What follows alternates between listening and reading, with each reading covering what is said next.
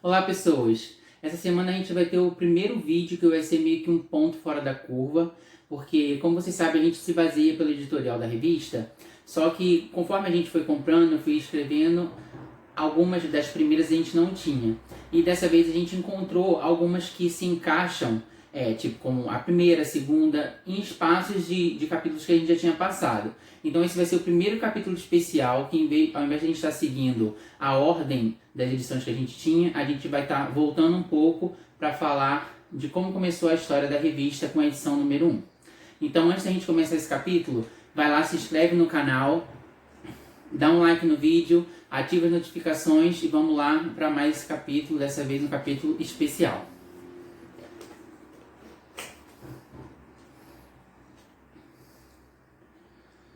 Projeto Diário Visual, hoje em questão, o capítulo especial 24, Onde Tudo Começou, G Magazine e a Quebra de Padrões Sociais. Como bons colecionadores que nós somos, foi meio difícil a gente encontrar a primeira edição num preço super legal, e mesmo que não fosse o nosso foco inicial ter todas as revistas, foi meio difícil a gente não querer adicionar ela, que é essa edição aqui, que é a edição número 1. E quando a gente encontrou ela com um valor bem legal, não teve como, a gente adicionou ela à coleção.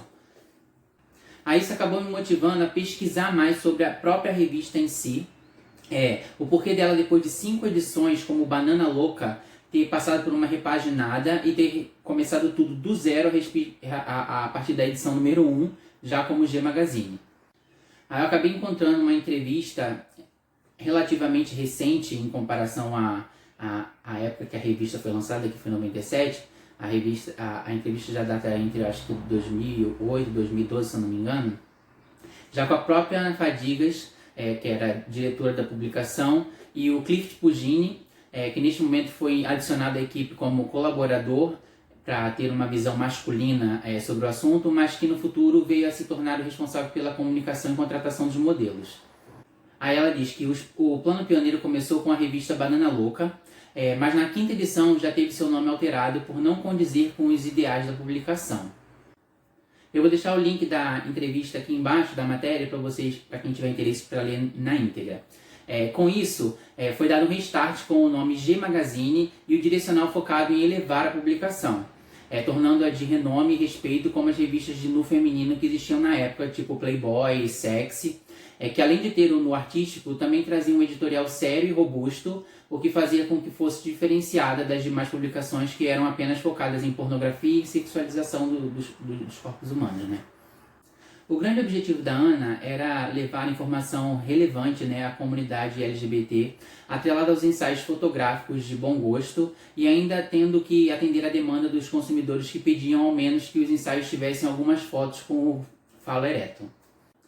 Numa sociedade construída com padrões morais onde a nudez é suja e errada, uma publicação com critérios elevados de quebra de padrões sociais ainda tinha como desafio encontrar modelos e personalidades que estivessem dispostos a posar para uma publicação gay. Isso, de certa forma, levaria esses homens a estarem se envolvendo com um universo que poderia atrair o preconceito sofrido por essa minoria. A Ana acabou que tinha nas mãos um desafio infinitamente maior do que poderia imaginar, porque também existia a preocupação no fato de quem viria posar ter uma boa relação com o universo que estaria se envolvendo, o que levava muitas vezes a descartar possibilidades, como ela mesma diz. Deixamos de fazer muita gente de reality shows pelo comportamento, principalmente pela homofobia que eles mostravam no programa. Eu vejo que 23 anos já se passaram desde a criação da publicação. A Ana vendeu a G Magazine em 2008 e ela existiu até 2013, quando depois de 16 anos deu por fim às suas atividades. Todas as entrevistas que eu encontro, a Ana fala com muita alegria de tudo que ela conseguiu alcançar com esse projeto, do quanto ela tocou vidas, porque isso ficava muito claro através das cartas que a produção recebia. Muitos leitores chamavam ela de mãe, falavam do quanto todo o conhecimento que eles adquiriram através das publicações os fizeram se sentir bem em suas próprias peles, o quão significativo foi para cada um que trabalhou lá e que tinha uma preocupação moral e informativa com a comunidade. O que me motivou a escrever sobre esse universo tão rico, mas que vejo que poucos lembram dessa parte tão importante.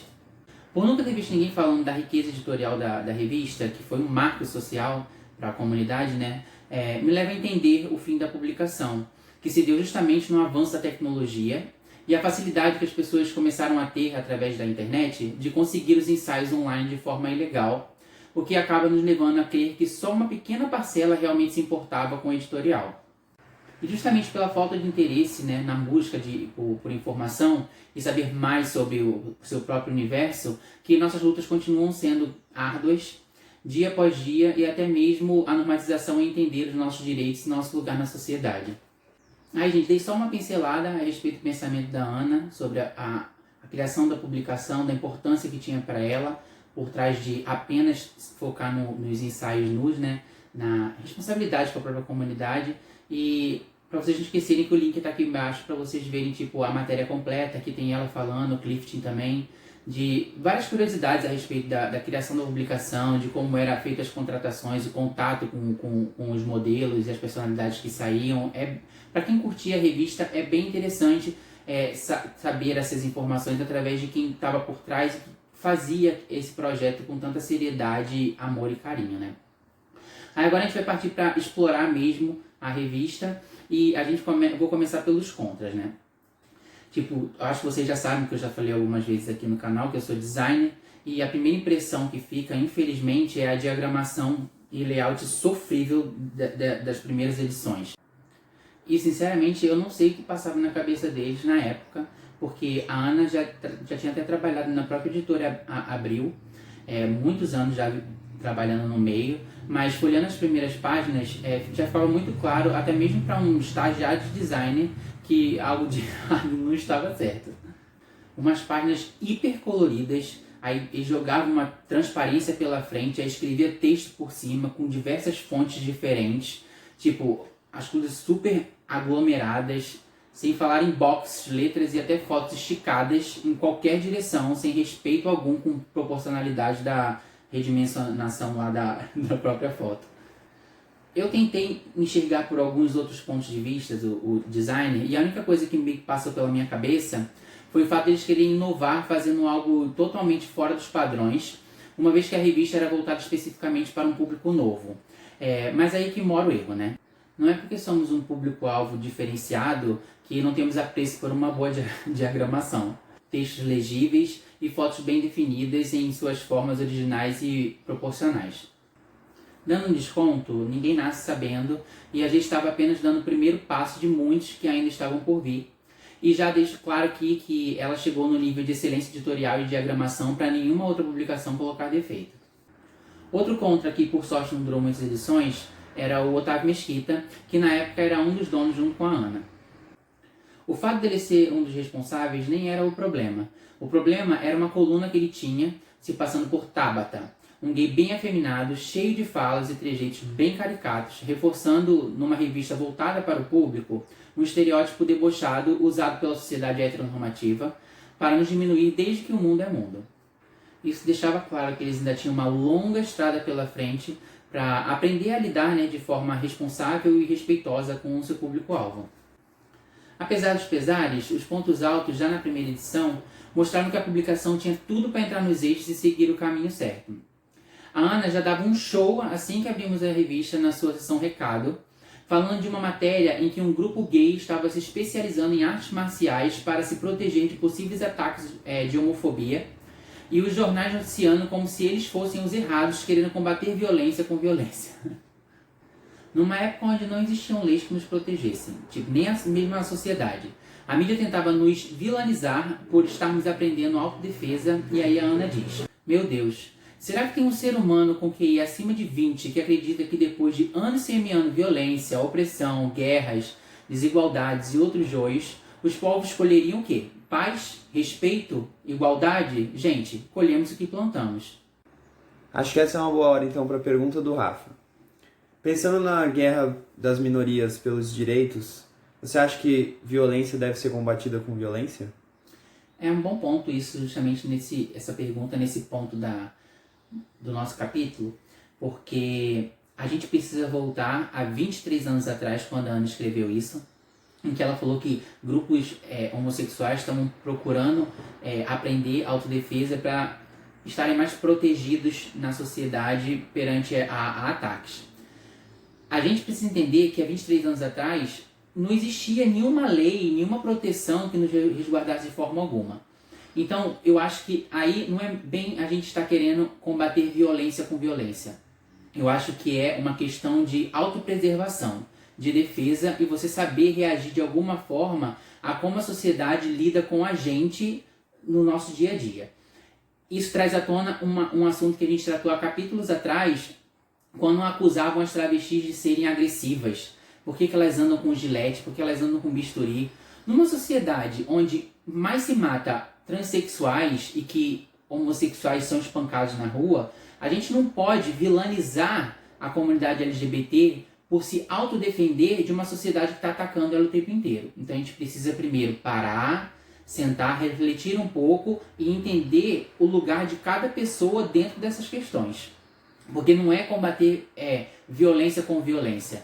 É você estar preparado para se defender num possível ataque quando você está tentando simplesmente viver, ser e tem pessoas querendo te privar desse direito.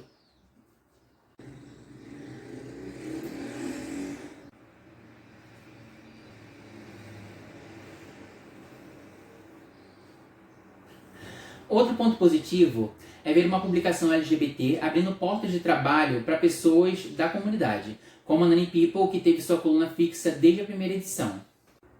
Com o Globetrotter, que nos levava para Londres, uma aventura real, e dicas de vídeo como Jeffrey, de Caso com a Vida, a história de um jovem ator assumidamente gay, que começa a encanar com a AIDS e decide optar pelo celibato, filme independente do dramaturgo Paul Rudnick, que concedeu uma entrevista para essa edição falando da abertura do mercado cinematográfico mainstream para obras LGBT como o sucesso de 1997. Será que ele é?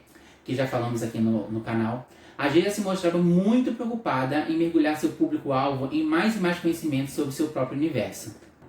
Não faltaram dicas de moda e itens indispensáveis para usar no dia a dia, em meio a um bate-papo descontraído na sessão e-mail com a Rita Lee, uma das artistas mais à frente do seu tempo, com pensamentos que sempre nos colocaram em posição de igualdade na sociedade. Do começo ao fim, permanece a ideia de se tocar nos temas tabus de uma maneira bacana, com eficiência objetiva. Estamos em busca de mais discussões sadias e menos moralismos hipócritas. A sessão comportamento trazia um senso de naturalidade e a certeza que a diversão e a jovialidade não acabam com a chegada da idade. Na matéria Você tem medo de envelhecer? Mostrando que a maturidade nos faz ter vivências mais gratificantes por causa das experiências da vida. O primeiro grande entrevistado da história da G Magazine foi nada mais nada menos do que Clodovil Hernandes, falando bem tranquilo da sua vida profissional e pessoal, como lidava bem com o fato de ser solteiro, estar sozinho, mas nunca solitário por sempre estar com Deus. Desde a número 1, a revista já contava com 2 ensaios, e nessa tinha o Desejo, que foram 2 modelos, o Johnny e o Luciano Miller, simulando uma luta. Em nenhum momento falam o que eles faziam da vida. Tem só um pequeno quizinho falando tipo nome, hobby, idade, altura, tipo o que eles gostavam de fazer, filmes que gostavam de ver, mas tipo profissão que eles faziam, não falava. Era tipo uma incógnita ainda na revista, esses detalhes. Talvez porque eram pessoas que não estavam expostas na mídia, porque, como eu disse, muitas vezes posavam strippers ou atores de filme pornô, e acredito que por ser a primeira edição poderia ser um desses casos, então não tinha muito detalhe do que eles faziam, os meninos. O ensaio de capa ficou com o Vitor Xavier, um carioca, que na época ganhou um concurso de stripper no programa do Raul Gil, e ele chegou até a aparecer em alguns Domingo Legal do Gugu, fazendo a mesma coisa, que eu acho que tinha um quadro em que as moças se despiam para os rapazes que eram convidados do programa para ver se o batimento cardíaco aumentava, e com as meninas acontecia a mesma coisa, e ele chegou a participar de algum desses quadros. Eu sempre falo para vocês que eu tento procurar por onde eles andam, mas como eu mesmo já mencionei, todos eles trabalhavam nesse meio e eles sempre usavam um nome diferente, ou que não era um nome deles de verdade, então fica meio impossível saber por eles andam, ainda mais tipo assim, já passaram 23 anos, né? Essa não é um tipo de profissão que tem uma vida tão longa para a pessoa estar tanto tempo em foco para a gente conseguir saber por onde elas andam, e realmente é uma pena, tipo, a primeira edição a gente não saber por onde andam as pessoas que posaram para a revista, mas foi impossível. Como diversas edições já analisadas em capítulos anteriores, Com essa foi possível constatar que diversas seções da revista já existiam desde sua primeira edição, como cartas, contos, foi assim, procurados, que a gente já falou tanto aqui. E tudo só foi se ajustando com o tempo para a publicação ficar mais agradável, sofisticada e chegar no nível profissional que eles tanto almejavam e que por anos foi de verdade um divisor de águas para a comunidade frente à sociedade. E assim a gente termina mais esse capítulo. Em todas as edições eu me preocupo em, dentro do editorial, né, achar algum ganchozinho para fazer um texto um pouco mais elaborado para o começo do capítulo, para a gente estar falando sobre alguma temática que tem a ver com o que envolve nossas vidas nos dias de hoje, né? Mas as primeiras edições, fica bem claro que eles ainda tinham muita coisa a aprender, sabe? Eu acho que ainda faltava muito ter pessoas mesmo do meio envolvido no projeto para que tivesse uma substância maior dentro de tudo que estava acontecendo. Então, eu aproveitei essa primeira, que eu vi que tem algumas coisas no editorial que são boas, mas nem tanto, mas para a gente estar acompanhando o canal, que tipo, está conhecendo mais da revista do editorial, para a gente saber a história por trás disso, eu achei que esse foi o momento perfeito para a gente falar nisso, para matar essas curiosidades. E até mais, se vocês que consumiam a revista na época que assistem o canal, se vocês sabem mais curiosidade a respeito da revista, eu ia adorar saber, porque às vezes a galera que consumia na época e que lia revista, lia matérias que saíam falando a respeito da publicação, às vezes sabem mais coisas, porque já aconteceu até aqui no canal de muita gente trazer muita ideia maneira e tipo, fatos que aconteciam sobre colunistas, do que as percepções que tinham a respeito das pessoas que eram envolvidas na revista. E se vocês sabem de mais histórias a respeito, além do que eu falei já aqui, comenta aqui embaixo, escreve pra gente estar sabendo mais e matando mais curiosidades dessa publicação que foi tão importante para a comunidade LGBT. E gente, a gente acabou mais esse capítulo, mas eu não posso deixar de pedir para vocês se inscreverem no canal, dá um like no vídeo, que isso ajuda pra caramba. Ativa as notificações. Vou deixar aqui, como sempre, o meu Instagram. E vocês podem comentar, compartilhar o quanto vocês quiserem. Porque aí a gente continua crescendo junto e mais gente vem aqui bater papo com a gente, tá bom? Obrigado demais e até já já.